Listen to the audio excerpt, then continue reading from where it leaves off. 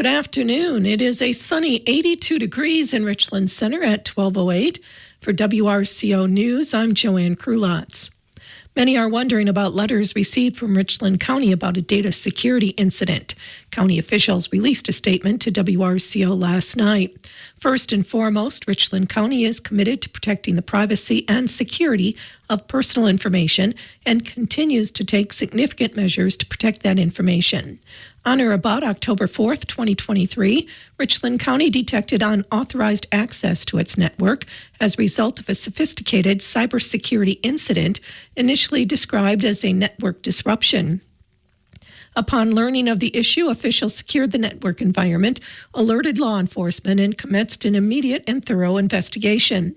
As part of the investigation, Richland County engaged leading third-party cybersecurity professionals experienced in handling these types of incidents. The investigation aimed to determine the extent of the activity and whether individual personal and protected health information, if any, may have been accessed or acquired by an unauthorized party. As such, Richland County engaged a third party to conduct a programmatic and manual review of the potentially impacted files with the goal of identifying individuals, their contact information, and the types of impacted personal and/or protected health information. Following this months-long review, Richland County thoroughly worked to validate the data and obtain addresses for all individuals who may have been affected by the incident. With guidance from third-party cybersecurity professionals, Richland County ensured that the investigation and data review was comprehensive and thorough to identify those affected by the incident and determine the scope of the impacted information. After an extensive forensic investigation and manual document review on August 1st, 2024, it was discovered that certain impacted files containing personal information may have been accessed and/or acquired by an unauthorized individual between September 28, 2023 and October 26, 2023. Furthermore, Richland County ran all identified names through the National Change of Address database to ensure that the addresses identified were the most recent. Richland County then provided written notification of this incident via U.S. mail to those whose contact information was on file and whose information was determined to be impacted.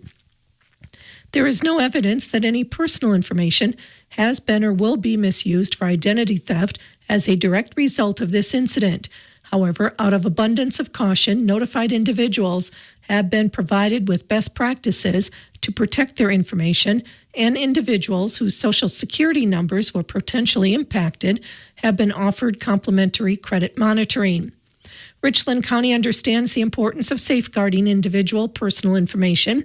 Richland County remains fully committed to maintaining the privacy of personal information in its possession, and upon learning of the event, Richland County took immediate action to protect the individual personal and protected health information it maintains and devoted considerable time and effort to determine what information was potentially impacted as a result of this incident. Richland County continually evaluates and modifies its practices to enhance the security and privacy of personal information and are taking measures to augment its existing cybersecurity. If you have any further questions regarding this incident, call the dedicated and confidential toll-free response line that has been set up to respond to questions at 833-215-3616. This response line is staffed with professionals familiar with this incident and knowledgeable on what you can do to protect against misuse of your information. The response line is available Monday through Friday from 8 to 8. The number again is 1-833-215-3616. The Richland County Board of Supervisors will meet tonight at 7 in the county boardroom at the county courthouse. Please note there is no public comment on the agenda. Robert Kennedy Jr. will remain on the November ballot in Wisconsin. A Dane County judge Monday denied a request from RFK Jr.'s campaign to remove his name from the ballot now that he has dropped out and endorsed Donald Trump. Judge Stephen Elke ruled that the Wisconsin Elections Commission correctly applied state law in denying that request earlier this month. Elke says Kennedy's claims that he will be harmed if he remains on the ballot don't hold up, since he properly got himself into the election in the first place and is attempting to remove himself from elections in battleground states instead of all states. A number of municipalities have already printed ballots and have sent them out for early and absentee voting. Kennedy's attorney said immediately after the hearing that he planned to appeal Elke's ruling. Enrollment at the universities of Wisconsin this fall increased by more than 1,000 students overall. That includes higher enrollments at 8 system universities, according to preliminary estimates based on first-day student counts. Universities of Wisconsin President Jay Rothman said the increase comes despite severe challenges caused by the disruptive rollout of a new free application for federal student aid, or FAFSA, financial aid form, and a lack of funding for the Wisconsin tuition promise. Rothman said closure of several branch campuses also likely had an impact. Enrollment is up by 1,058 students, with official counts to be released later this fall based on the 10th day of enrollment. Wisconsin Governor Tony Evers visited the University of Wisconsin Superior Monday. Governor Evers used the visit to welcome students back to the campus and promote his plans to increase funding for state colleges and universities. His plan is to increase funding by $850 million in his 2-year budget. The proposed increase was made in response to the closure of a number of branch campuses, layoffs, and funding shifts. State Republicans are expected to fight the increase as they have in the past. Efforts to expand the federal child tax credit have stalled in the U.S. Senate. Lauren Relaford of the Children's Defense Fund says it could have lifted 400,000 children out of poverty nationwide. At this point, childhood poverty is a policy choice. The folks that have the power to do it know and have seen the evidence, and they haven't done it. Children see their parents being stressed, and they take that on too. And so why are we allowing these children to grow up in spaces and places without the necessary resources they need? According to the Annie E. Casey Foundation's latest Kids Count, 13% of children in Wisconsin live in poverty. The CDC says Wisconsin is showing high levels of COVID-19 viral activity in wastewater as COVID hospitalizations and cases are increasing. The Wisconsin DHS encourages residents to get vaccinated for COVID-19, the flu, and RSV. The DHS says respiratory viruses, these may cause mild sickness for some, but be dangerous, even deadly for older adults, infants, and those with underlying health risk. U.S. Senator Tammy Baldwin announced that the Department of Veterans Affairs has awarded more than $4.2 million in retroactive benefits for over 100 veterans who were misdiagnosed at a Wisconsin VA medical center and subsequently denied compensation and benefits. Senator Baldwin pushed the VA to re-examine veterans who were misdiagnosed for neurological conditions by a particular doctor at the Toma VA Medical Center and to provide those impacted new exams and benefits. Of the 941 veterans who received exams from Dr. Mary Jo Lanska, Senator Baldwin announced that the VA has identified 649 veterans who may have been negatively impacted by the exams. The remaining 292 veterans either had their original claims appropriately approved from the earliest possible effective date, or their exam did not factor into their final disability benefits decision, so no additional exam is required. Of those 649, 151 equitable relief claims have been filed and 101 have been granted, yielding $4.27 million in retroactive benefits paid. The Wisconsin Department of Natural Resources reminds hunters and the public to help prevent the spread of chronic wasting disease and other illnesses between deer by following all baiting and feeding bans and refraining from baiting and feeding in areas where no bans are in effect. Baiting is the intentional placement of any material, including food, scented materials, salts, minerals, and grains, to attract wild animals for hunting purposes. Feeding is the deliberate placement of material used to feed or attract wild animals for non-hunting purposes, including recreational and supplemental feeding, except as allowed for birds and small mammals. Baiting and feeding encourage deer to congregate unnaturally around a specific location, creating an environment where infected deer can quickly spread diseases like CWD through direct contact with healthy deer or through indirect contact in the environment. Infected deer can also leave infectious CWD prions behind in their saliva, blood, feces, and urine, creating a risk to any healthy deer that may visit the site in the future. CWD can spread rapidly when these prions remain in an area where more deer are sure to congregate, such as a feed pile. To mitigate these risks and slow the spread of CWD, state law directs the DNR to impose baiting and feeding bans within any county with a confirmed CWD positive wild or captive deer, or any county within 10 miles of the location of the positive deer. Counties fall under a 3-year baiting and feeding ban when a wild or farm-raised deer tests positive for CWD in the county. If the CWD positive deer is found within 10 miles of a county line, the adjoining county will fall under a 2-year ban. If additional CWD cases are found during the lifetime of a baiting and feeding ban, the ban will reset for an additional 2 to 3 years. Therefore, the date when a baiting and feeding ban would be lifted on a given county may change due to new farm-raised and wild CWD positive detections. In counties where baiting and feeding bans are in effect, individuals may still feed birds and small mammals, provided feeding devices are within 50 yards of a human dwelling and in a sufficient height or design to prevent access by deer. Find more information on baiting and feeding regulations and a map of counties with active bans on the DNR's baiting and feeding regulations webpage. The Iowa County Communications Center received a report of a motorcycle versus deer accident on U.S. Highway 18 near Berg Road. Iowa County Sheriff's deputies, Dodgeville EMS, Dodgeville Fire Department, and the Ridgeway Marshal all assisted at the scene. The sole occupant of the motorcycle was transported to a local hospital and from there was taken by MedFlight to a Madison hospital. Dozens of citations for underage drinking at a Madison bar were given. A check at the unnamed bar by the Madison Police Department earlier this month found more than 150 patrons under age 21. MPD says that number was over 50% of the bar's lawful capacity.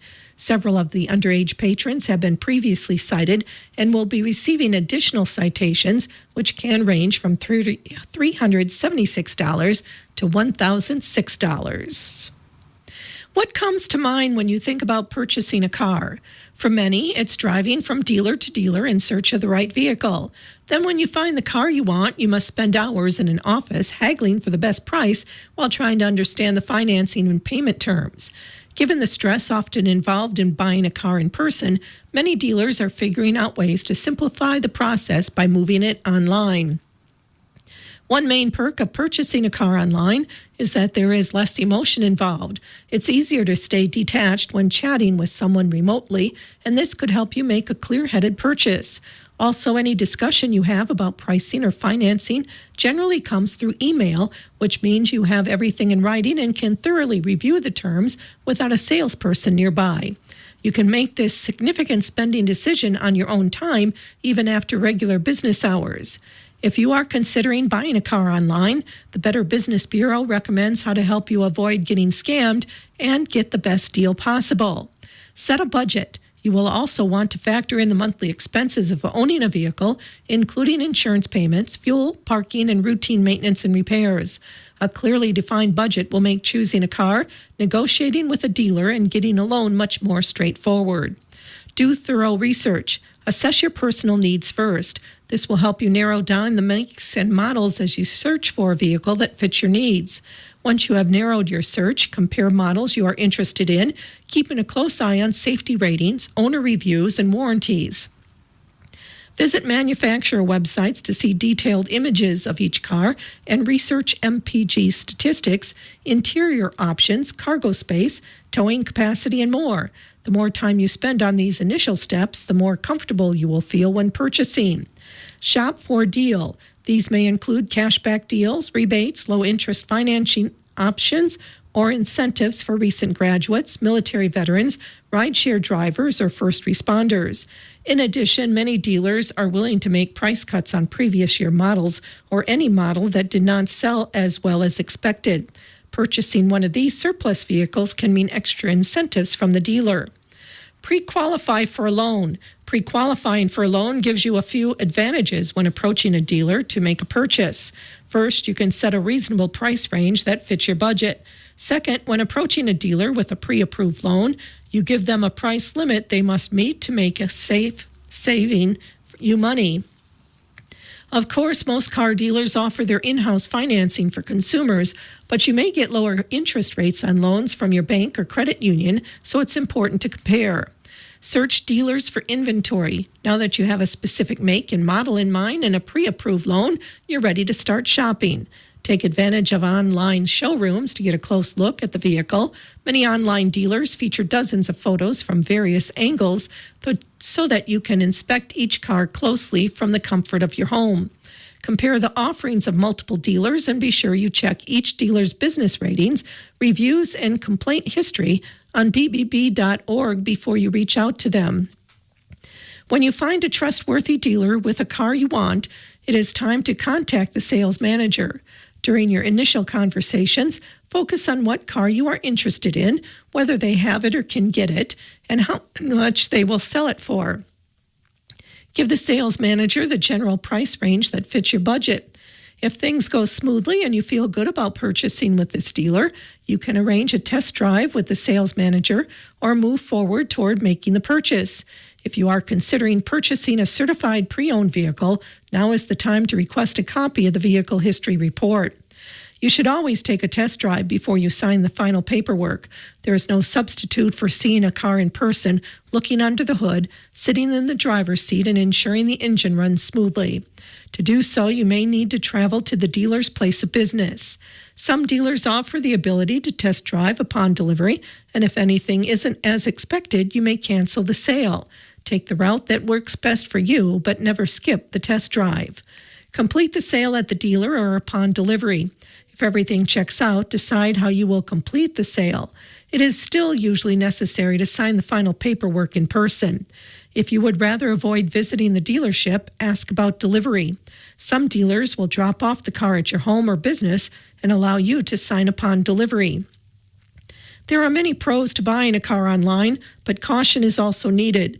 Watch out for too good to be true deals. Be cautious about wiring funds or completing bank-to-bank transactions.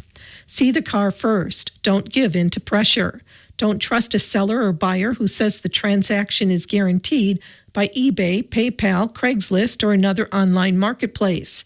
These sites explicitly explain they cannot guarantee that people using their services are legitimate.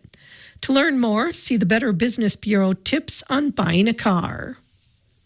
It's National Voter Registration Day. Today is a great day to register to vote, update your voter registration, or learn more about the voting process. Check out myvote.wi.gov. September's full harvest moon will light up the clear sky tonight. The harvest moon is a full moon that occurs closest to the autumnal equinox, which this year is September 22nd, marking the first day of fall. It is also a supermoon, meaning it's slightly bigger and brighter than an average moon, adding to the sky watching fun. There will also be a partial lunar eclipse taking place, where Earth's shadow falls on the moon. This will happen around 9:44 tonight, where the top 8% of the moon will become dark for a time. The next total lunar eclipse visible from the States will be on March 14th next year.